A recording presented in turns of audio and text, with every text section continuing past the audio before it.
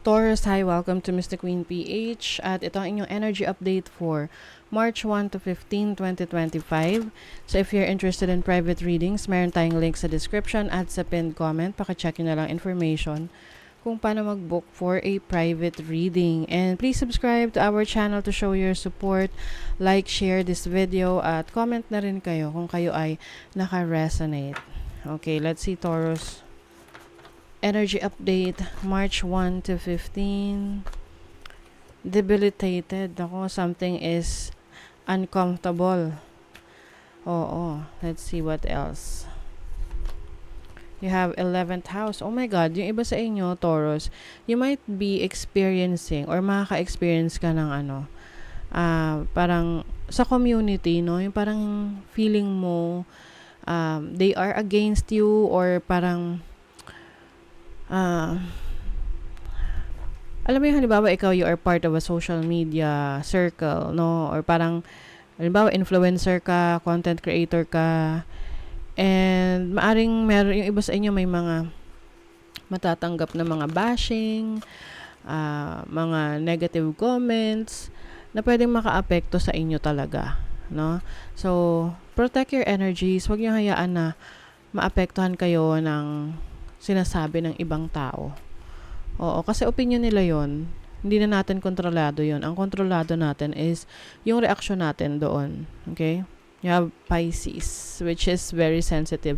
Yeah, you might feel sensitive about your situation with a group of people. Let's say you are part of a Facebook group.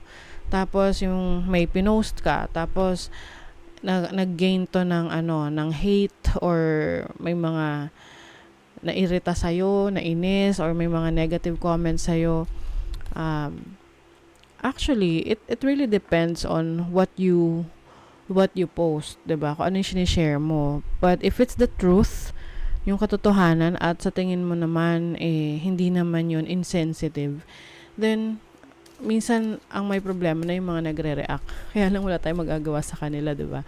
Oo. So, yung iba naman, maaring magiging part kayo ng bagong grupo na you might feel uncomfortable kasi syempre bago pa lang. Let's say may bago kang napunta ka sa isang bagong department sa trabaho nyo, nalipat ka ng department, nalipat ka ng team. O syempre sa una ginagamay mo pa, 'di ba? Hindi mo pa sila masyadong kakilala. So you might feel discomfort. And then your overall energy, 10 of Wands. Ang daming daladalahin, Taurus. Yung iba sa inyo, marami kayong responsibilities. But yung iba, kahit na marami kayong responsibilities, gusto nyo yung ginagawa nyo. Oo. Yung tipong mas kayo dyan, mas komportable yung iba na marami silang ginagawa, busy sila, or you are just being responsible sa mga taong mahal mo or mga taong pinagkakatiwalaan mo. Pero yung iba sa inyo, siguro itong discomfort na to is feeling burdened. Maaring maraming obligasyon na nagpapabigat sa iyong dinadala. Oo.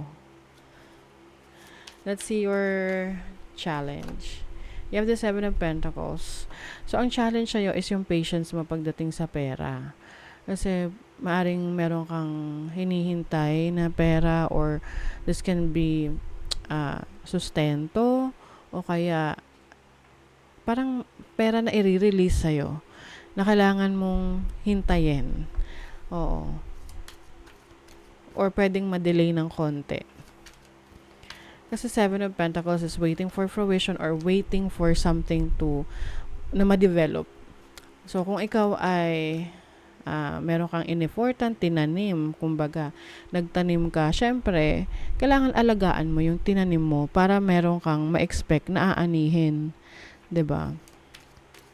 Your opportunity is the 10 of Pentacles. Speaking of aanihin, 10 of Pentacles is a good harvest. It's actually an abundant harvest. So, yung iba sa inyo, you will have the opportunity to gain control of your finances. Yung iba, meron kayong ah, makukuhang big amount of money, no, ngayong first half ng March. This is financial stability that you can, na pwede siyang maging legacy, pwede siyang maipamana. So yung iba sa inyo, pwedeng kayo ay napamanahan or marirelease na yung mana sa inyo or marirelease na yung pera na dapat para sa inyo. Kaya nga, you are being encouraged na maging patient sa paghihintay, no? Para maprotectionan mo rin yung energy mo na hindi ka parang negative thinking, 'di ba? Mm. And then your blessing is the sun. Oh, ganda. Uh, the sun is about clarity. This is about stability. Having the energy to do the things na gusto mong gawin. Strength rin kasi yan eh, no? So, confidence. So, that is your blessing. Yung confidence mo, yung tiwala mo sa sarili mo, yun yung magbibigay ng blessings sa'yo. And whatever is burdening you, kahit na maraming obligation or mga responsibilities, kayang-kaya mo siyang i-handle.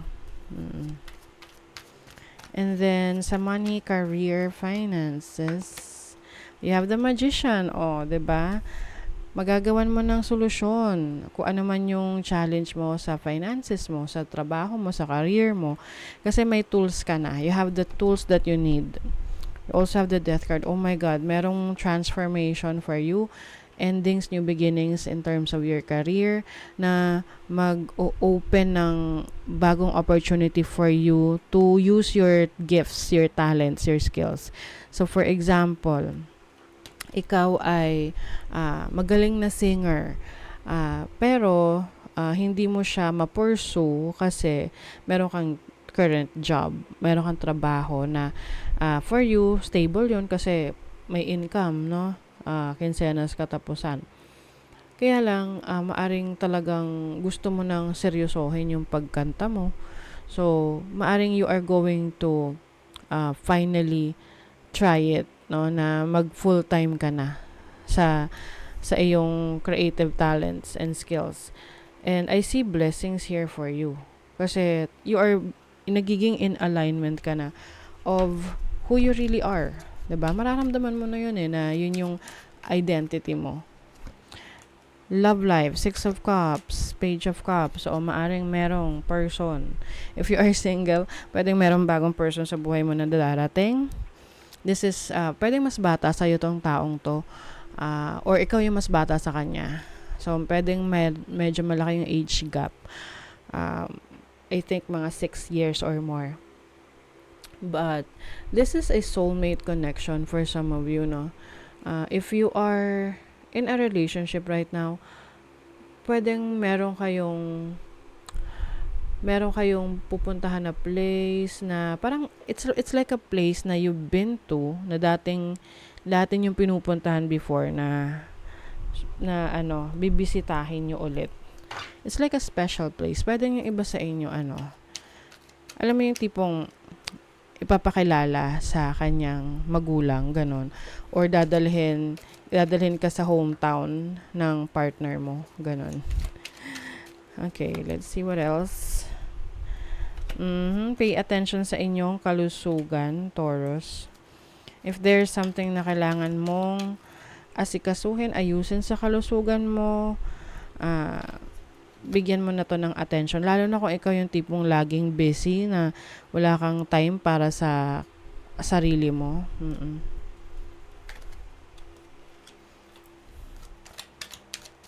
You're going to enjoy things in life. Yung iba sa inyo, pwedeng bibili kayo ng sasakyan, motor, ganyan. Wow, you're going to be recognized. Merong certain popularity sa inyo. Pwedeng marirecognize kayo sa trabaho, may marireceive kayo ng award. If you are a social media influencer, content creator, meron kang milestone na ma-achieve. Emerging. Grabe, transformation talaga. Taking the leap of faith. Yes. Ito yung paglalakas lang loob mo na magtiwala sa kakayanan mo. You have the first house. First house is about yourself.